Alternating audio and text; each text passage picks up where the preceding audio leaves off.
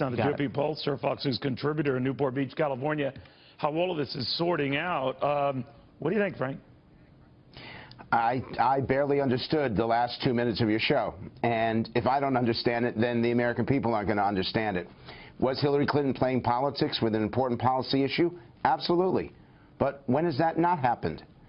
And when you're focusing on Donald Trump and the sexual allegations, unfortunately, when has that not happened? This is why you had a 20 million person drop in the number of people who watch the debates. This is why this election is being frozen in place, why more Americans hate both candidates than at any time in modern American history, and why the public just cannot wait for this to be over. Neil, it's going to be very hard to move the needle, which is why this event on Wednesday, the very last confrontation between Hillary Clinton and Donald Trump, is going to determine this election.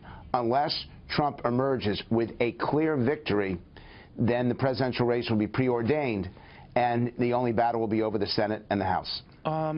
We were looking at this Real Clear Politics average where Hillary Clinton has about a 5-point lead. Do you expect now, this is pre these latest allegations of these other women, do you expect that to move? No, I don't.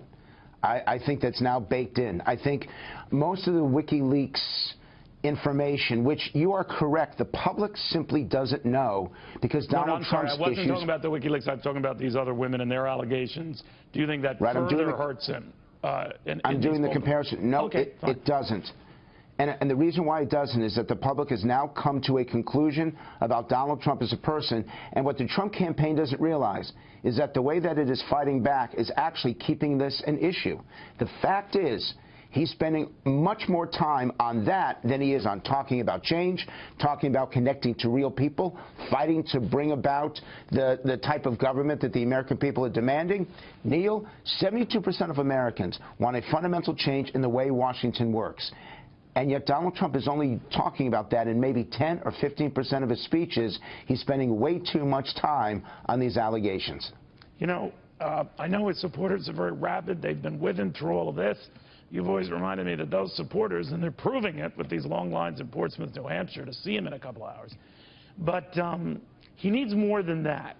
Is there any sense you're getting with his fighting these latest allegations that he's jeopardizing that? He's doing so because he says that this is just ridiculous. These are not true. He has examples. He'll talk to and show individuals who will claim otherwise with some of these charges. But you're saying he's just getting preoccupied with it and knee-deep in it, right? So let me give you the solution to this. Number one, he has to announce what he will do in the first 24 hours after he's elected president and in the first 24 hours after he became president on January 20th.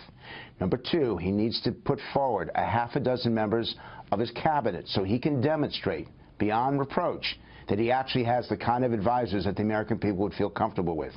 Number three, he needs to connect not ideologically, but in the day-to-day concerns of Americans. How is he going to provide more choices, more time, more money, fewer hassles, no worries, better lifestyle, better work-life balance?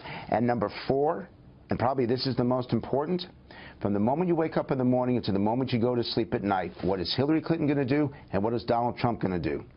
If he does those four things in the debate, he will clarify what it means to have a Trump presidency.